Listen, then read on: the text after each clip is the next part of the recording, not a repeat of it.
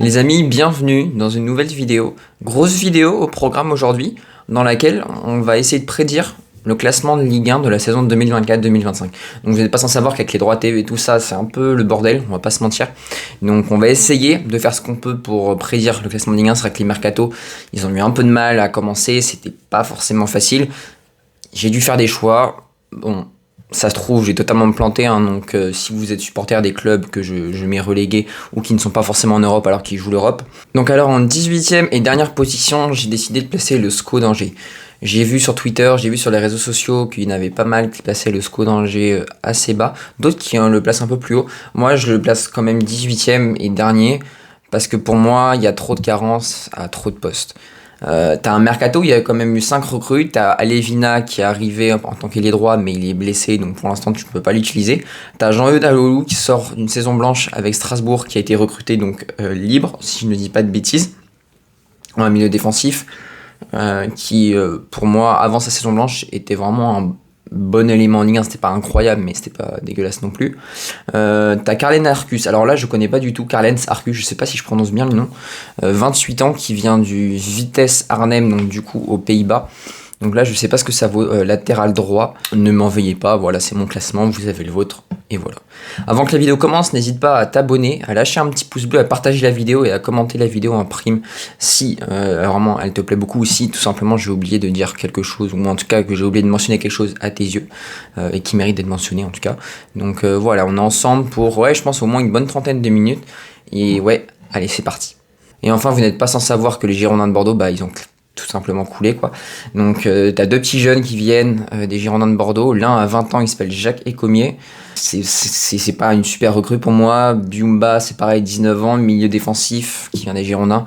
De ce que j'entends des Girondins, apparemment c'était pas fou. Pour être honnête avec vous, je ne connais absolument pas les deux joueurs, même Marcus, je l'ai jamais vu jouer. Donc bon voilà, c'est vrai que c'est pas non plus des noms qui claquent, quoi, tout simplement. Alors pour l'instant, tu as gardé tes deux meilleurs éléments, Fofana et Abdelli. Abdelli, le milieu offensif, qui a été pisté par Saint-Etienne, fut un temps d'ailleurs. Youssouf Fofana. Yaya Fofana, c'est bien que tu l'aies gardé, parce que pour moi c'est un très bon gardien qui pourrait être titulaire dans des clubs un peu plus huppés. Par exemple, un Strasbourg, pour moi ça ferait pas du tout tâche. Voilà, t'as évidemment les anciens, quoi. T'as Pierrick Capel qui est encore là, Zinedine Ferrat, Outonji, Lefort, bref, t'as pas mal de monde qui avait bien marché en Ligue 2, qui viennent en Ligue 1, mais voilà, je pense que pour moi, il n'y a pas vraiment ce joueur qui peut te faire passer un cap, même si Outonji, voilà, c'est très bien, et Fofana aussi. Voilà, je pense que c'est un peu trop limité, donc ouais, j'ai mis Angers 18e.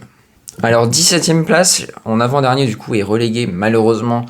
J'ai mis le FC Nantes. Alors le FC Nantes, je le mets pas forcément pour les éléments qu'il y a sur le terrain, parce que pour moi il y a des très bons joueurs, et franchement s'il y avait une ambiance un peu meilleure en interne, je pense que le FC Nantes pourrait finir dans le top 10 à mon avis, parce qu'ils ont un effectif quand même qui est vraiment pas mal. C'est pas incroyable, mais voilà, quitte à être 17ème, pour moi, voilà, tu te dois d'être plus haut, puis même quand tu vois l'historique du FC Nantes, mais t'as l'Equita, encore une fois, voilà, indésirable, j'ai envie de te dire, indésiré.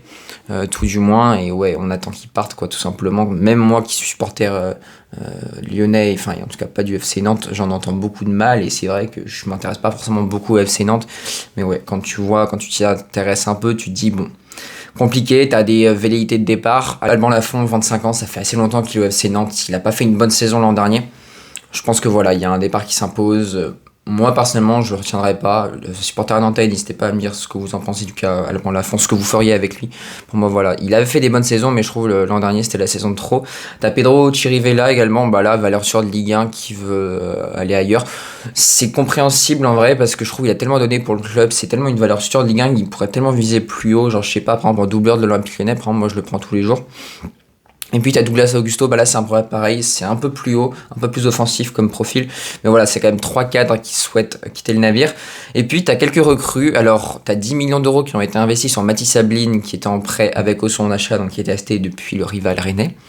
T'as le Johan Nepenant également, qui vient de l'Olympique Lyonnais, alors là c'est peut-être un peu plus une opportunité de marché, ils ont réussi à l'avoir vraiment pour une bouchée de pain, 2,5 millions, c'est très très peu quand on sait le potentiel du joueur pour moi qui est assez élevé quand même.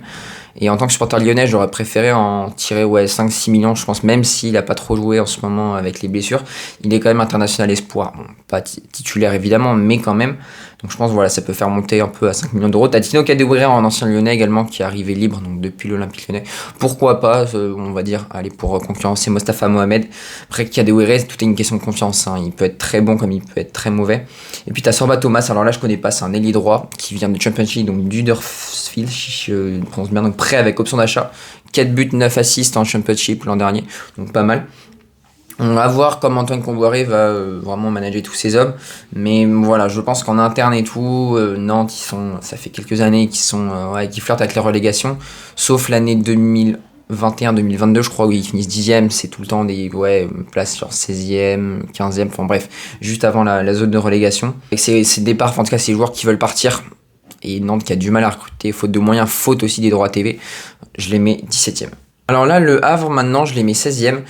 Je pense qu'on est à peu près dans le même cas que Nantes, même si le club est bien mieux géré. Je trouve qu'il y a sanction par la DNCG qui va leur faire très très très très mal. Et ouais, il y a quand même des bons éléments hein, dans ton effectif. Le milieu de terrain, il est très bon. T'as du Kouzaïev, t'as du Keshta, t'as vraiment des bons joueurs. Mais voilà, le problème, c'est que ton mercato, il est vraiment à l'arrêt, quoi. Tu n'as pas fait de recrue finalement, et puis tu vas avoir tes meilleurs joueurs qui vont partir. Tu vas avoir notamment Sangante qui est le capitaine et qui est un peu ton couteau suisse en défense, qui peut jouer à la fois central droit et latéral droit, pardon, qui va sûrement partir. Donc il y a des clubs espagnols, des clubs anglais notamment qui sont intéressés. Et puis tu as King Koué également, qui a une véritable révélation de la saison dernière, de la deuxième partie de saison, qui risque également de plier bagage parce que la DNCG les a sanctionnés et parce qu'ils doivent vendre du coup avant de devoir recruter. T'as des bons joueurs, sinon voilà, encore une fois, Kouzaïev, Keshta, c'est pas mal. NDI c'est pas trop mal, Touré non plus. Et pareil en attaque il manque un avant-centre quoi. Quand tu vois, t'avais Mohamed Bayo l'an dernier, c'était pas une franche réussite. T'as Casimir, c'est assez faible. Sabi également, Grand Cyr, voilà. Donc t'as pas vraiment d'avant-centre et je pense que voilà, l'absence d'avant-centre risque vraiment de coûter cher, je pense, d'un côté au Havre. Je les mets 16e, ils peuvent être 17e pour moi, ça serait pas un scandale. Voilà, le Havre 16e. 15e position est donc maintenue officiellement. J'ai décidé de mettre l'AGA, donc l'AG Auxerre. Pourquoi ? Parce qu'il y a déjà 3 recrues, il y a un groupe qui vit quand même assez bien et qui tourne bien. Je pense notamment à des Kotiaïn, des Lassine Sinayoko. Bref, t'as des joueurs qui sont habitués de la Ligue 1, qui sont pas mauvais, qui ont un niveau quand même au minimum, on va dire, qui est quand même assez bon. Et t'as 3 recrues, donc pour l'instant, t'as un défenseur central, Gabriel Ocho, qui vient de Luton Town, qui a 25 ans. Je crois défenseur qui va jouer axe gauche, si je ne dis pas de bêtises. Ou c'est Jubal, bref, je sais pas. Jubal, bref, je sais pas comment on dit. Mais ça bosse bien, t'as Théo Baer, ou Baer, je sais pas comment on dit. Donc numéro 9 qui vient de Motherwell, du coup en première sheet, qui a vraiment fait une saison exceptionnelle. 15 buts la saison dernière, appelé en Copa América avec le Canada, évidemment qui passait derrière Jonathan David. Mais voilà, t'as quand même eu des sacrés recrues, et puis t'as Lasso Koulibaly. Alors là, gros potentiel qui a été prêté aux Randers, pas aux Rangers, aux Randers, donc qui était un club de Danemark, donc du coup à côté de Nordjylland, club auquel il appartenait. Très gros potentiel, donc franchement j'ai vu, il y a quelques compilations. C'est un joueur qui est délicieux, quoi. Il me fait un peu penser, à toute proportion gardée évidemment, à Ernest Noma de l'OL. C'est un joueur qui est assez trapu, qui est assez physique, qui aime bien avaler le terrain balle au pied, qui est très rapide, très trapu. Donc je pense qu'il peut vraiment faire des dégâts. Et puis t'as quand même des bons joueurs, quoi. Franchement, Paul Joly c'est pas mal, Jubal c'est pas mal. Bon, le seul point négatif, c'est le coach Christophe Pélissier. Est-ce que ça va suffire à aller un peu plus haut que la 15e place ? C'est pourquoi je l'ai mis 15e, à cause de Christophe Pélissier. Voilà, moi je pense que c'est peut-être un peu leur plafond de verre à eux. Mais sinon, je pense que c'est qu'un super coach, t'as vraiment de quoi faire. T'as Gaëtan Perrin également. Sinayoko, Gauthier, bref, t'as du beau monde. Et 15e pour moi, ça me semble totalement cohérent. 14e place, j'ai décidé de placer Montpellier. Voilà, pas dans le ventre mou, mais dans la partie basse du classement. Là, il y a des problèmes financiers. Les droits TV sont passés par là et Montpellier dépend énormément des droits TV pour recruter. Ils doivent vendre pour 20-25 millions, je crois, avant de pouvoir recruter. Donc il y a des joueurs Chotard notamment qui sont passés sur la liste des départs. Malheureusement, tu vas te séparer des meilleurs joueurs. J'ai mis 14e, mais j'ai hésité vraiment à les mettre plus bas. Et ça m'étonnerait pas que Auxerre finisse devant Montpellier. Donc forcément, du coup, j'ai mis Saint-Etienne au-dessus. Parce qu'ils font un très bon mercato, mais on y reviendra par la suite. Mais Montpellier, très très compliqué. Tu as des offres d'Italie pour Modibo Sagnan, si je ne dis pas de bêtises, si je prononce bien le nom. Mais voilà, c'est vrai que la défense, c'est quand même assez compliqué. T'as Omer Aguic qui est pas trop mal, mais voilà, c'est pas incroyable. Kiki Kouyaté, c'est pas fou. Au milieu de terrain, c'est là un peu que tu rayonnes avec tes Jordan Ferry, tes J. Savanier. Et Joris Chotard qui devrait partir, international espoir français. Savanier, bon, normalement, il devrait rester. Lui, il va faire toute sa vie à Montpellier, je pense, normalement. Donc, c'est pas quelqu'un qui souhaite bouger. Gazri, il a pas des velléités de départ, mais il a des touches en Arabie Saoudite. Altamari, c'est pareil. T'as Arnaud Nordin qui risque de rester. Et donc, ouais, c'est un peu vraiment l'un de tes meilleurs joueurs. À voir si Accor Adams arrive à réitérer je vais pas dire ses exploits, mais ouais, ses bonnes performances du début de saison. Mais voilà, je trouve qu'il y a trop de lacunes. Et puis, ouais, tu sens que t'as besoin de démarrer un nouveau cycle, quoi. Tu sens que Der Zakarian, ça commence à être un peu tout le temps la même chose. Je pense voilà, t'as besoin d'un nouveau coach, de nouvelles idées. Et puis, je pense en tant que supporter, si t'es supporter Montpellierin, ce que j'aimerais pas, c'est ouais, chaque année, ils jouent la moitié le milieu de tableau. Je pense, à mon avis, quand tu supportes Montpellier, je pense que ça va être relativement frustrant parce que tu sais que tu vas être maintenu. Quasiment comme à chaque saison, et tu joues les places entre la 12e et la 14e place, quoi, ou peut-être un peu plus haut, mais voilà, ça s'arrête là. Donc j'espère en tout cas de meilleurs résultats pour Montpellier, parce que c'est vrai que pour les supporters ça va être assez ennuyant, et puis j'espère qu'ils passeront, je vais pas dire la DNCG, mais ça qui ressemble un peu. J'espère qu'ils arriveront à vendre leurs joueurs et à recruter des joueurs intéressants pour Montpellier, mais ouais, j'espère en tout cas qu'ils feront la meilleure saison possible pour eux. 13e position, l'AS Saint-Etienne. Alors l'AS Saint-Etienne, j'ai hésité à les mettre plus haut au vu des mercatos des autres clubs, mais je me suis dit, bon voilà, 13e pour un promu, c'est déjà pas mal. On parle évidemment d'un club historique, Saint-Etienne, je vais pas vous refaire l'histoire. En tant que Lyonnais, je vais essayer d'être le plus objectif possible, mais ouais, il y a vraiment du talent à Saint-Etienne. T'as Mouefek qu'ils ont réussi à garder, ils ont prolongé Mouefek, je crois, c'est milieu central de 22 ans.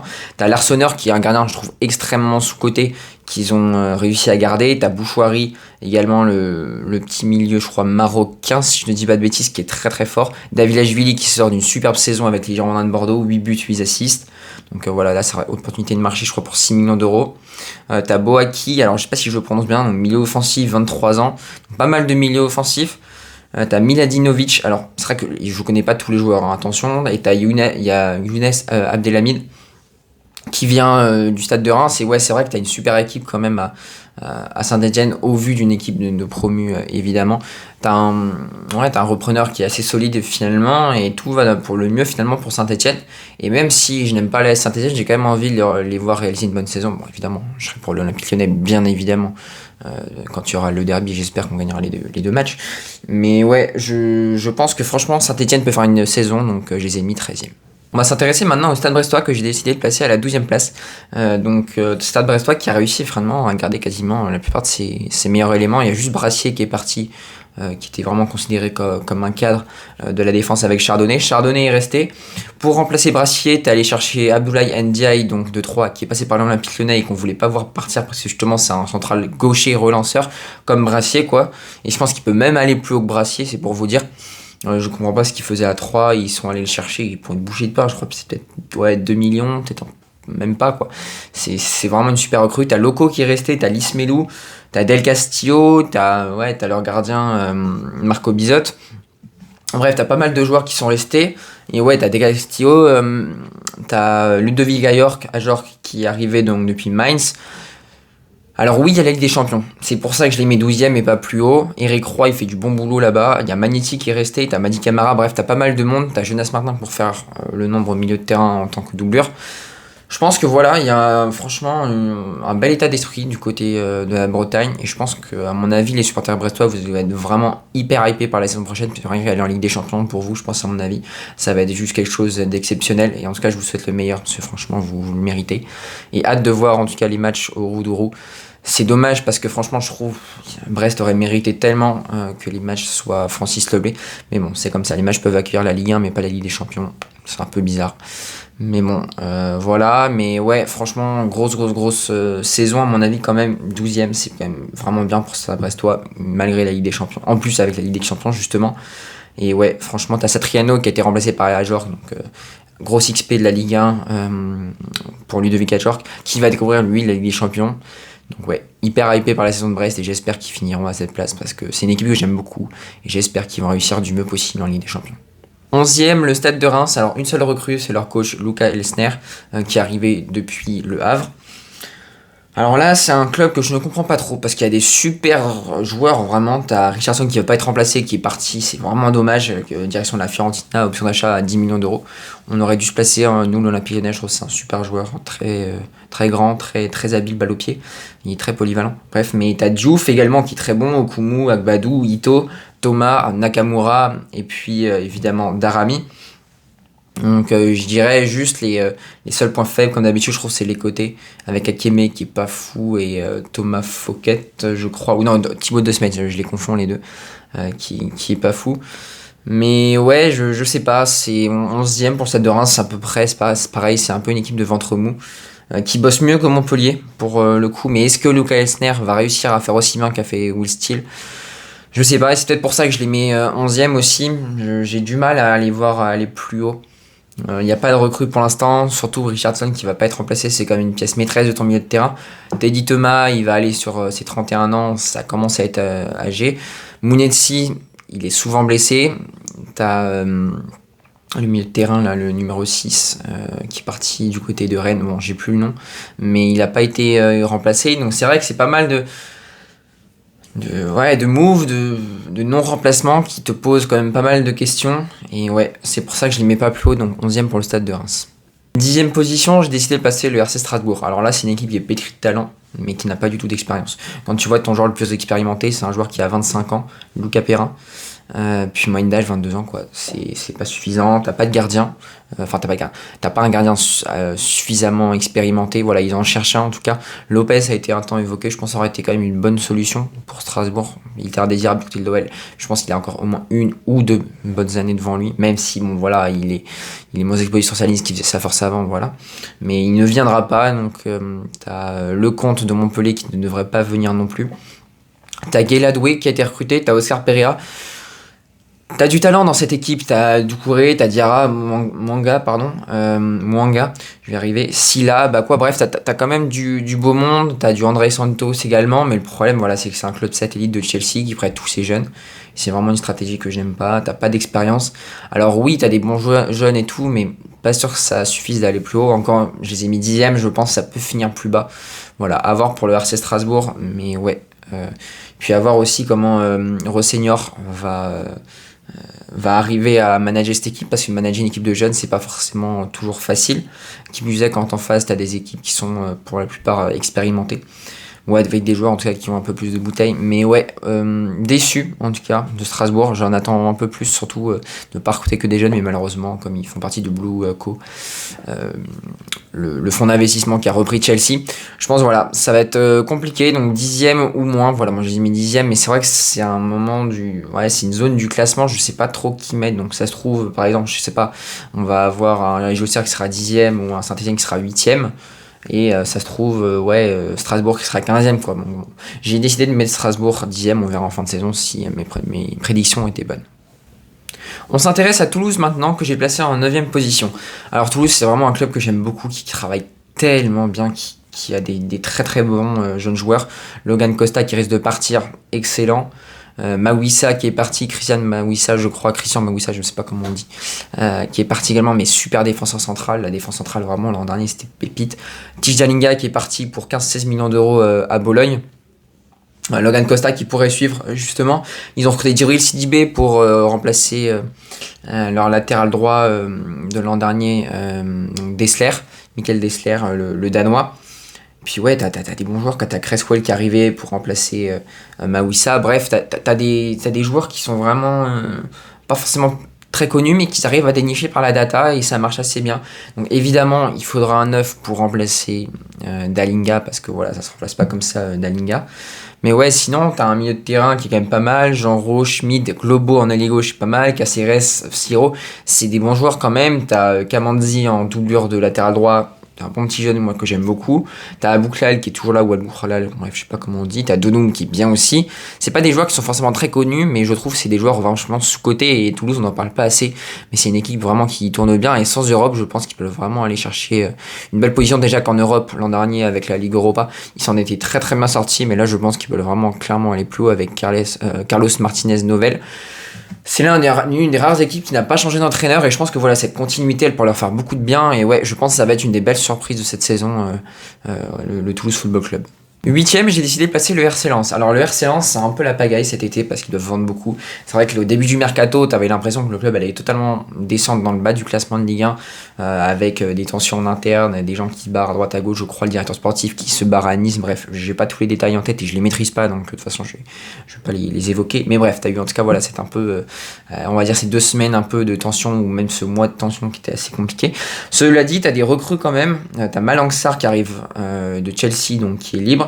T'as Hamzat Ojediran, alors ça je le connais pas du tout, c'est un milieu défensif qui arrive pour 1,5 million à Lens. Puis t'as un gardien qui vient prendre la suite de Jean-Louis Leca qui a pris sa retraite pour 2,5 millions, Hervé Kofi qui était passé par le LOSC avant.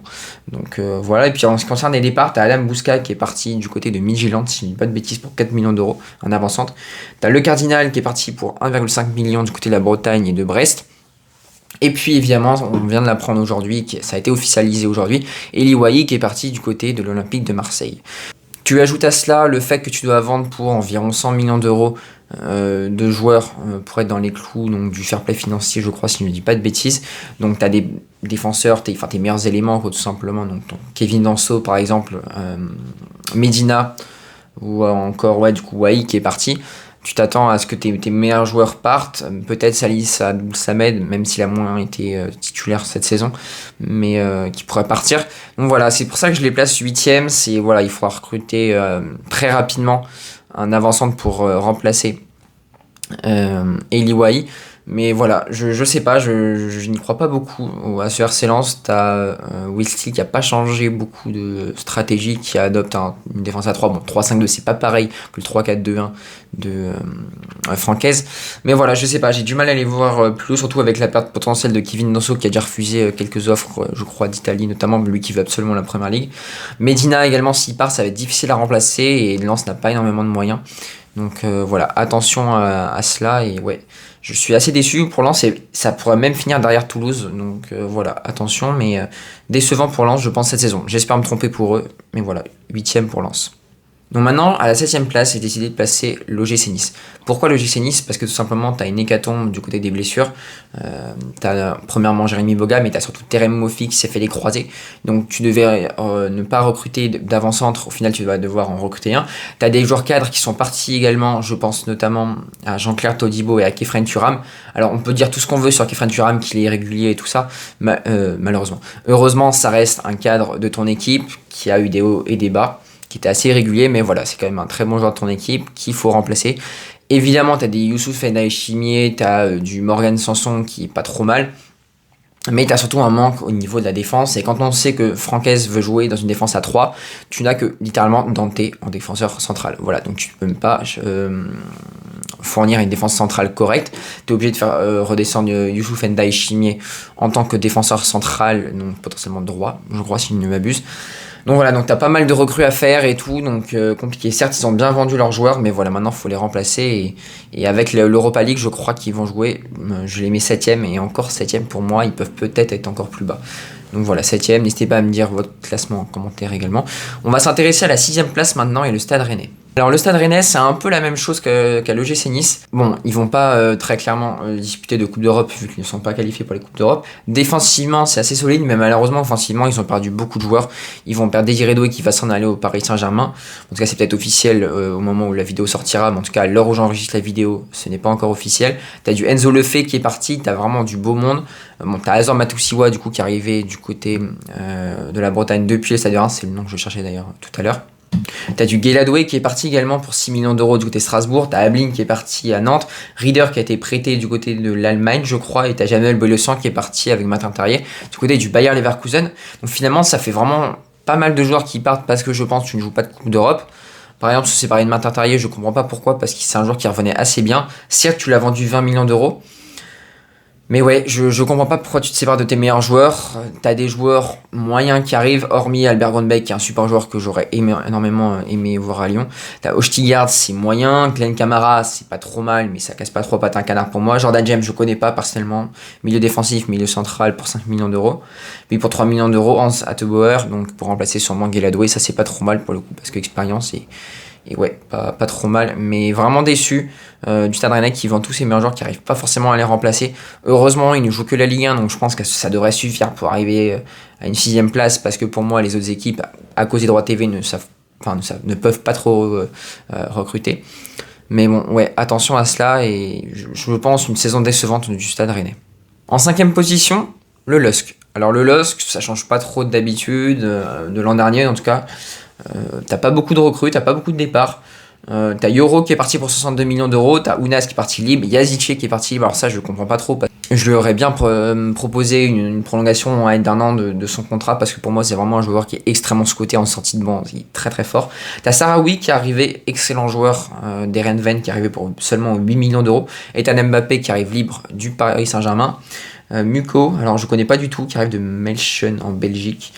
Pour 5 millions d'euros, un milieu défensif. Et puis tu as Thomas Meunier qui arrive, excellente recrue je trouve, en étant libre, pour faire le nombre en latéral droit, ou pourquoi pas jouer dans une défense à 3, comme elle a aimé le tester Bruno Genesio. Et puis arrivé également de Bruno Genesio, un coach moyen, je trouve que c'est un bon coach de Ligue 1, mais en moyen dans le sens où il va pas te faire passer un cap. C'est moins bon que Paulo Fonseca pour moi.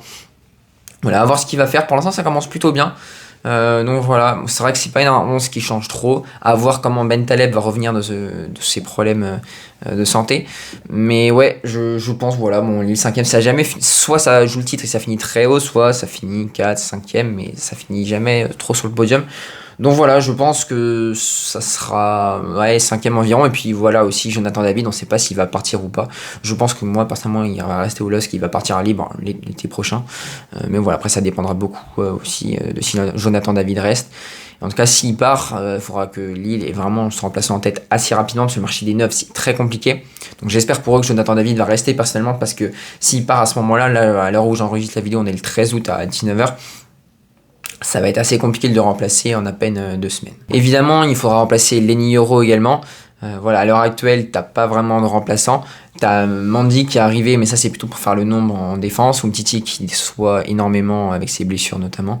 Donc ouais, quelques recrues à faire encore au LOSC. Pour moi, si Jonathan David part, t'en auras 2. Si Jonathan David reste, une sort suffisante à mon goût. Puis tu auras Ralston en numéro 10 également. Tu as Sarawi qui est arrivé parce que tu n'avais pas d'ailier gauche. Vraiment, la saison dernière, c'était vraiment un problème. Et puis tu as toujours Cabella, même s'il est moins bon. Ça peut toujours faire le taf. Donc, ouais, 5ème, je pense, Lille, ça finira. Même s'il n'y a pas de Ligue des Champions, si en Ligue Europa, je pense que 5ème, ça fera totalement le taf. 4ème position, et au pied du podium, j'ai décidé de placer l'Olympique Lyonnais. Alors, j'ai vachement hésité avec le 3ème que vous allez voir juste après. Mais ouais, je sais pas trop quoi penser du mercato lyonnais, du mercato de mon club de cœur. Niakate, je trouve que c'est trop surpayé, même si défensivement t'étais bien meilleur qu'avec O'Brien qui avait trop de lacunes défensives. T'as Nico Tadze à 20 millions d'euros, c'est un coût exceptionnel. Abner, on disait tous qu'il était éclaté en latéral gauche, au final il fait une très très bonne préparation. Et puis t'as tous les options d'achat qui ont été levés. Mama Baldé, Gift Orban, Mangala, Benrahma et puis Tchai Tatsar qui a une option d'achat très très basse quoi finalement. Et ouais, j'aime beaucoup ce que fait Tchai Tatsar, et je trouve en tout cas pour l'instant défensivement avec ses matchs de prépa la charnière est très bonne. Malheureusement au milieu de terrain c'est pas suffisant. Tolisso, Cacré et Matic, ça va pas ensemble. On a très bien vu que le milieu à 3 c'était pas le milieu qu'il fallait clairement à l'Olympique Lyonnais, pas en 4-3-3 tout du moins. Pourquoi pas tester une défense à 3 avec un milieu à 2 en 3-4-2-1 par exemple avec Benrahma qui ferait office un peu plus de soit d'ailier soit de numéro 10, en tout cas voilà, qui serait un peu plus libre de son placement. Donc t'as des ventes également, t'as O'Brien à hauteur de 20 millions, t'as Le Penant 2,5 millions, Mohamed El Arouche libre qui part du côté de Botafogo avec des problèmes extrasportifs, Kadewere libre, et puis Alvero 5 millions du côté du Werder Bremen. Donc voilà, c'est vrai qu'offensivement t'as quand même une attaque incroyable quoi, tout simplement. T'as du Fofana, t'as du Noama, t'as du Benrahma, Lacazette, Miko Tadze, Orban c'est un peu moins bien donc on va s'en séparer vraisemblablement. Et puis t'as Mama Baldé qui est un joueur exceptionnel en rentrée de banc. Il nous a fait gagner beaucoup de points l'an dernier. Donc ouais, l'Olympique Lyonnais 4ème parce que je pense que l'OL joue l'Europa League. Et au contraire de Marseille que j'ai mis 3ème, donc l'OM. Donc au niveau des arrivées, t'as Rouli, t'as Delange, donc ça c'est au poste des gardiens de but. T'as Lilian Brassier qui arrive du côté de Brest, bon défenseur de Ligue 1, à voir ce que ça va donner au plus haut niveau. T'as Koné qui arrive de Watford, qui a un bon milieu avec un plafond vert pas si bas que ça, franchement, je trouve qu'il a un bon potentiel. T'as Hubière qui est, je pense, voilà, relancé, mais valeur sûre. Cornelius qui arrive à faire le nombre en défense centrale. Carboni, bon, alors là, j'ai pas trop compris l'option d'achat à 40 millions d'euros, je pense qu'elle va pas être levée par Marseille. Puis t'as Greenwood, Greenwood, sportivement, c'est très bien. Par contre, voilà, je pense que s'il n'y avait pas eu ces problèmes extra-sportifs, il ne serait jamais venu dans un club comme Marseille, il serait allé bien plus haut.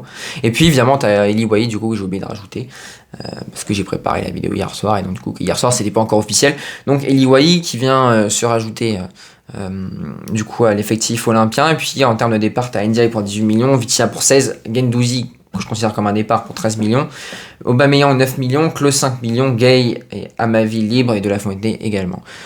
Donc voilà, donc c'est vrai qu'il y a beaucoup de mouvements du côté de Marseille. Malheureusement, je pense qu'à l'heure actuelle, il te manque quand même un ailier gauche. Je pense qu'Eli Wahi en avant-centre, c'est un bon avant-centre, mais malheureusement à Lens, ça n'a pas été fameux. À Montpellier, c'était bien, mais je pense que en tout cas, moi, je pense qu'il n'arrivera pas à résister à la pression olympienne, parce que c'est quelque chose quand même de jouer au Vélodrome. Carboni en 10, pour moi, voilà, tu n'auras pas ton créatif. Amine Harit, c'est pas top non plus. Bon voilà, il y a quand même pas mal de postes qui me laissent dubitatif. Le poste d'arrière droit également, Klose, il n'est pas remplacé, tu auras seulement Murillo. C'est pour ça que je les mets 3ème. J'ai hésité à les mettre 4ème parce que l'OL, je pense qu'ils vont faire quand même une recrue au milieu de terrain, un offensif en tout cas, même si Almada arrive juste cet hiver. En tout cas, moi je trouve, en tout cas, c'est ce qu'il faut faire et ça tarde un peu justement, donc j'espère qu'on va en faire une. Mais voilà, je pense en toute objectivité, Marseille, franchement, ils peuvent. Ça peut très bien prendre comme ça peut très bien flop, donc à voir, mais en tout cas 3ème. 2ème, j'ai mis l'AS Monaco. Parce que pour moi, voilà, tu t'affaiblis pas. Alors Fofana va quasiment partir à coup sûr. T'as recruté Camara qui est plus offensif pour le coup. T'as l'autre Camara, Mohamed Camara qui est parti du côté de l'Arabie Saoudite. Mais en défense centrale, t'as tellement du beau monde. Ou même en défense tout court, t'as du Caio Henrique, t'as du Vanderson, t'as du Salissou, t'as du Singo, bref, j'en passe. Zakaria au milieu de terrain, c'est très solide. Et puis offensivement, c'est pas trop mal non plus. Même si voilà, le 4-4-2 pour moi avec les deux avant-centres, Mbolo il revient des croisés, attention ça peut être assez compliqué, et puis Balogun c'est pas top, mais t'as quand même du Minamino, Golovin, c'est vraiment des très très bons joueurs de Ligue 1. Donc même si à la Ligue des Champions à jouer tout simplement pour Monaco, je pense qu'ils pourront aller très très haut, et franchement je suis très fan de Monaco, et je pense que c'est une des équipes très sous-cotées, et du mercato sous-côté. Mawissa qui arrive également, très très bon défenseur, je trouve. T'as Matsima également qui est du côté de Monaco. Donc défensivement ça va être très très dur à passer. Bon, offensivement peut-être un peu plus compliqué, même s'il y a Golovin, attention aux blessures pour Golovin, c'est vrai que ça a été assez compliqué l'an dernier en fin de saison. Donc voilà, 2ème Monaco. Et première position, voilà, il n'y a pas trop de surprise, même si le 11 du PSG je trouve est vachement décevant. T'as un mercato qui est pour moi encore décevant, t'as un gardien, je comprends pas trop pourquoi t'es allé chercher Safonov, que t'es allé chercher pour 20 millions à Krasnodar. Pour moi t'avais pas forcément besoin, Teignas ça faisait le taf.